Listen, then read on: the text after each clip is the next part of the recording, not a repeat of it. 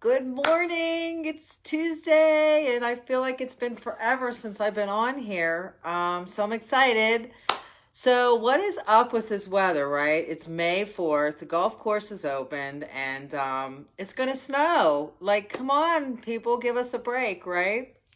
So I'm jumping on here today for a couple reasons. I've been getting a lot of questions about Maria. What is it that you do, and how are your clients seeing so much success? And then I want to just kind of share with you, a little bit about my surgery that I'm getting prepared for in terms of getting my hip replacement, because I've been getting a lot of questions about that too. So I figured, good morning, everybody. Thanks for joining.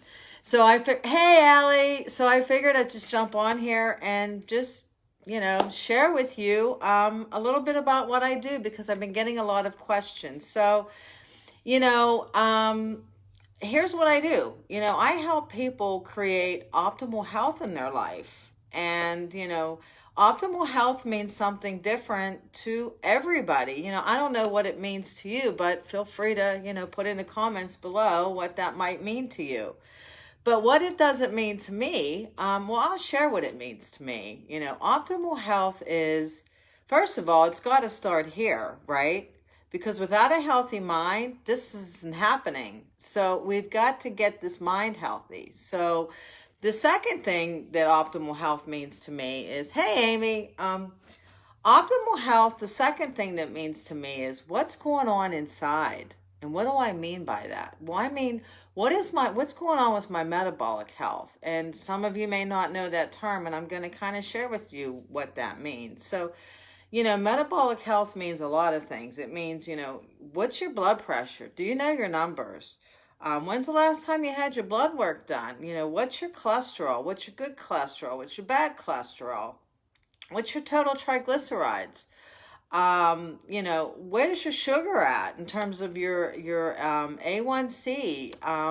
What does that mean? Well, your A1C is a 3-month measure of your blood glucose, and it helps doctors determine, whether you're pre-diabetic, whether you're diabetic, or whether you're good. And it's interesting because hey, Tiffany, 88 million people are in a pre-diabetic state, and they don't even know it, some of them. And there's about 8 million people that are in full-blown type 2 diabetes, and some of them don't even know it. I talked to somebody the other day that didn't even know it, and they went to the doctors for a checkup, and they found out. So that to me is important, really, really important. Not so much about the outside, it's about what's going on the inside and keeping that healthy. And as I get older or mature, or whatever you want to call it, being 53, I've got to really start to continue to do that, because I want that quality of life. I want longevity. I want to be here for my grandkids someday if my son decides to, make that move of taking that next step, and finding himself, who knows, and a wife. So, but anyway, that's what optimal health means to me, to be able to be active, to be able to be flexible, to be able to have mobility, and have that true quality of life. And that's what it means to me. Again, it means something, different to everyone. But so what is it that people ask me, Maria, what do you do, and how do you do what you do? And your clients, how you get the results are amazing. And so I'm just going to kind of share with you a little bit high level of what I do. Hey, Tracy, and I'm going to be real flat, straight out, blunt. If you're looking for a diet and you're looking for a diet coach, I'm not your girl. I'm not a diet coach. I am a healthy lifestyle coach. And what does that mean? I take people on a journey for lifelong transformation. So if that's something that you'd really love to achieve, that's what I do. So there's really 4 things to what I do. I coach. It's so important. I just want to step back for a second, the diet thing. So, I've been on a diet gosh, my grandmother used to take me to Weight Watchers when I was 10 years old. So I've been there, done it all, and these fad things like, 21 day this and counting this and doing that. Guess what? 85% of people only end up going back right where they were. I was one of those 85% of people until I made that decision to truly embrace a lifestyle change. So just kind of wanted to go back and give you the facts on that. So what is it that I really do? Well, I coach, right? Support is so key. Most people that take this journey on their own end up right back where they were within 2 years. That's data. That's research. That's the facts. The second thing that I do is, let me back up here again. So what is a coach and what does that mean? Well, you know what? I am your, let's give an analogy of, you've got this ship. Guess what? You're the captain. You've got to turn that wheel. I'm the sail. I'm the sail on your ship. I'm guiding you there. I'm there to celebrate with you. I'm there to help you through your challenges. I'm there to brainstorm with you. I'm here to really truly support you 125%.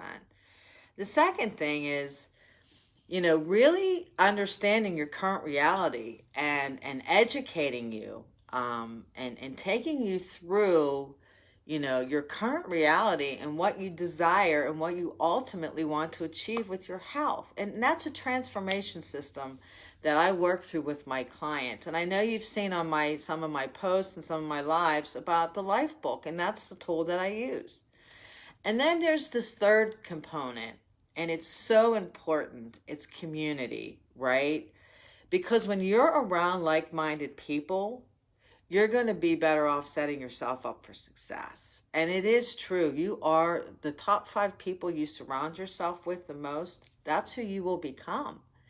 So being around healthy, like-minded people is going to even set you up for greater success. And community, if we haven't demonstrated that through these last 6 to 8 weeks of what we've all been going through and how we've all come together to help each other, that's the best example that I can give you, is community creates strength in numbers, right? And then there's the fourth component. The fourth component is nutrition. And everyone is different and everyone has different goals. So, I help facilitate clinical programs that, help my clients depending on their goals. And, how do I figure that out? Well, you know what? It's just a conversation. It's just a conversation, learning about, why they want to make their health a priority and what that means to them and what difference will that make in their life. And then I just share with them how I can help them and what's the best direction for them. It's just a conversation. And if anything, I've made a new friend, I've educated, and makes me happy. So that's kind of overall how I've helped my clients and what I do. And, I've shared many success and transformation stories with many of you. And I'm so blessed to be able to truly pay it forward in terms of helping people discover the best versions of themselves. So the second thing I wanted to do today is, a lot of people are asking me of when are you getting your hip surgery, Maria? Well, right now that's on hold, obviously, until I have a little bit of a comfort level in terms of getting that elective surgery. But what I've been doing in the meantime is incredible, and it's really been helping me. As you all have seen, I have my Peloton, my new best friend, which I absolutely love. Highly recommend you get one. So much fun. So that has helped strengthen my muscles in terms of my lower body strength, to really help stabilize my hip for right now. The great news is I'm not limping anymore. Thank you. And as soon as we're able to get out of our holes here, maybe Maria can put her heels back on. But anyway, I wanted to show you an exercise I do today with my stability ball. those of you that aren't familiar with the stability ball, I'm actually sitting on it. You probably see it. It's right here. It's blue. So when you have your body properly aligned on a stability ball, it really helps stimulate the body's natural motor reflexes, right? But by having it acts as a whole, and it's an integrated unit, your body, and when you use that stability ball, your body is challenged to maintain that correct posture and balance. And when your body is forced to stay stabilized on the ball or utilize the ball with your body, you're really triggering some major things. First and foremost, you're triggering your core muscles because you've got to stabilize, right? As well as many stabilizer muscles. And this is going to help you improve your muscle strength and your muscle endurance. And it also forces your body to become more flexible while also improving your balance. And that's really where my downfall is right now with my squatting, because honestly, my heydays are over of squatting heavy, and it's really not necessary anymore for me anyway. So I need to use the stability ball to help me get that full range of motion. And that's kind of how I'm achieving my squats right now. So I want to take a minute and I want to show you. And, getting a stability ball is easy. Mostly depends on your height, but you can use many different sizes to accomplish many different things. I'm not going to get into that today. But they're online at Walmart. They're reasonably priced. I think $10-15, something like that, Amazon. But they're great tools, especially if you need some stabilization. So with that said, I'm going to show you what I do here. So you want to get the ball up against the wall, and you want to kind of, when you do the squat thing, you want to get the ball into your lumbar area. And I'm going to grab my weights here. You don't have to necessarily, whoops. Let me fix this. Sorry. You don't necessarily have to use weights, but I use weights. So I'm going to just get my feet shoulder width, about shoulder width apart, maybe a little bit more. And I'm going to put your shoulders up. If you have weights, that's fine. I'm just going to pull them up here, and I'm going to hold them here. And then I'm just going to go down. If I want to do a shoulder press, I could, but I'm not going to do that today. Just go down, just like this. It's that simple. You want to pull your belly button into your spine and just go up. And if you wanted to make it a little harder, you can just sit here and pause, or put the weights on. You don't need them. And you can just put your hands out just like this for beginners. This is another modified version. So this is kind of what I've been doing to work on my squatting to enable me to get the full range of motion that I want. So anyway, hope this was helpful today, and look forward to another great day. And hopefully, I don't know, sun doesn't look like it's coming out today, but anyway, thank you all for joining, and have a blessed week. And I'd love to have a conversation with you. Have a good day. Bye-bye.